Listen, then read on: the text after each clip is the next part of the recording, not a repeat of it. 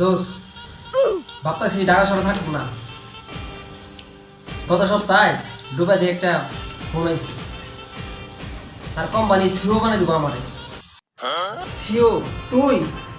আরে শোন, গতকালকে আমেরিকা না আমার ফোন দিছিল, বলছে স্যার মঙ্গল গ্রহে মানুষ পাঠাইতে হবে, আপনি যদি অনুমতি দেন তাহলে পাঠাইতে পারি। ওই মঙ্গল গ্রহে যা ঘরে আমার তো অনুমতি লাশ তাই করে, জানো বেটা। समझ रहे हो? इस सज्जन को क्या কি तकलीफ কি নাসা নাকি?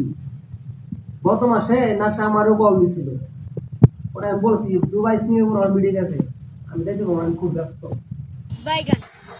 আরে তুই ব্যস্ত মানুষ, আমিও কিন্তু কম ব্যস্ত না। সকাল 9টা থেকে রাত 12টা পর্যন্ত আমার 17টা অফিস চলে। 17টা অফিসে হেড হলাম আমি। হ্যাঁ, 17টা অফিস। আরে আমার আন্ডারে 100টা অফিস, বিশ্বের পৃথিবীতে সব জায়গায় আমার অফিস। আমি বাংলাদেশ সরকারের এই ট্যাক্স দিই 100 কোটি টাকা। আরে মাত্র 100 কোটি টাকা সরকার ট্যাক্স দেয়। আর আমি যদি ট্যাক্স দিতে যাই, অর্থমন্ত্রীর টেবিল টাকার ওজনে ভেঙে যাব। বর্তমানে তো দেশে প্রধানমন্ত্রী নাই, কিছু জনগণ আমারে অফার দিছে, আমি দেশ চালাতে পারবো কিনা। আমিও ভাবতেছি और अभी तो रुको, কি করা যায়। क्लाइमैक्स अभी बाकी है। আরে তুই চালাবি দেশ, আর আমি তো নিয়মিত যাদের সঙ্গে মিটিং করি। আমি ছাড়া নাকি সারা পৃথিবী অচল। আরে বেটা, পৃথিবী অচল হলে হোক, আমার তো চাঁদ থেকে ফোন দিছে, বলছে তুমি চাঁদে আসো, তোমার চাঁদের প্রেসিডেন্ট বানাইবো। তাই আমি কোনো টেনশন করি না এটা নিয়ে।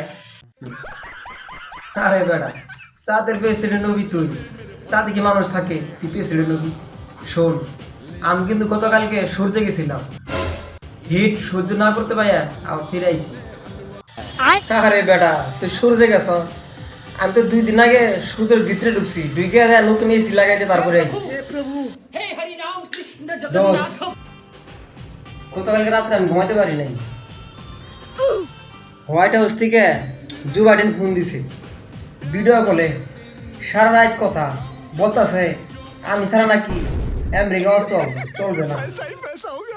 বাইডেন তোর ভিডিও কল। আরে শোন, আমি তো পুতিনের বাসায় গেছিলাম, পোলাও মাংস বড় বড় ইলিশ মাছ দিয়ে ভাত খাইতে খাইতে আমার বলে, আরিফ ভাই আপনি ইউক্রেনের যুদ্ধ থামিয়ে দেন, আপনি ছাড়া কেউ পারবো না।